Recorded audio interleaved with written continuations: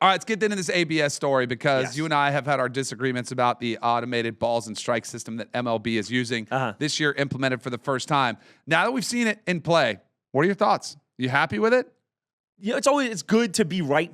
I love now, through 1 week, man. I absolutely love it. I love it because it's quick. It's been concise. Like, it's just like the tennis one. Like, if it starts taking 2-3 minutes for you to reverse these or to uphold them, then it starts to become a problem for me.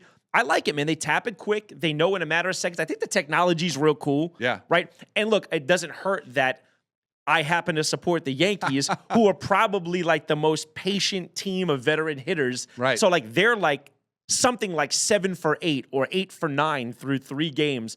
But I can imagine how you'd be pissed if this was your team getting, cooked on it. What I would say, and I got to be honest, man, I get life from watching guys like this clip here. I sent it to Malik.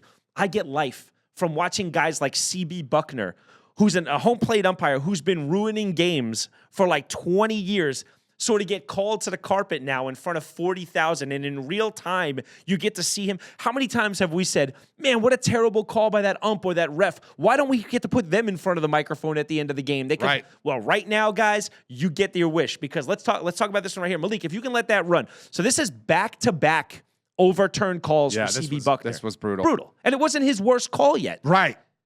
So there, strike. Nope. Yep. Tap it.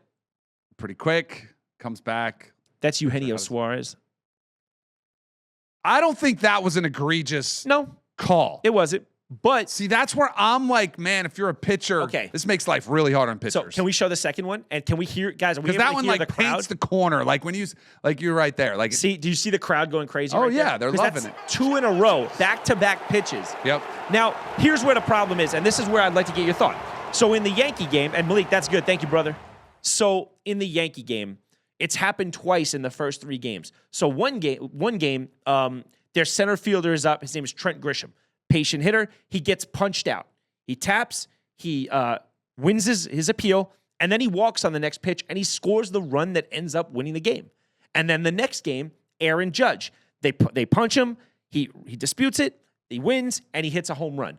So I see stuff like that are directly impacting the ends of games, and I'm like, I love it. Yeah. I love it. C.B. Buckner is he's the new Angel Hernandez. Dude, that's the I mean, did you see the play that he called the other night when the runner, like he said, the runner didn't touch first, and it was like, it was right in front of you?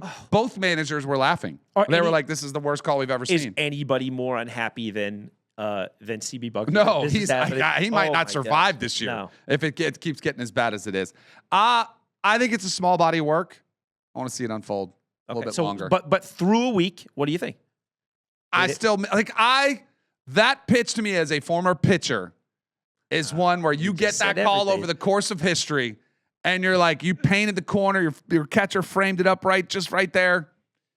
Man, I think this is going to be. I think pitchers are going to hate this. But pitchers can challenge as well. Right, that is true. They can, but I guarantee you it favors the batters because I think over the course of history, pitchers have figured out where the umpire's sweet spot is. And sometimes that's off the plate, sometimes it's inside the plate, sometimes high, sometimes it's low.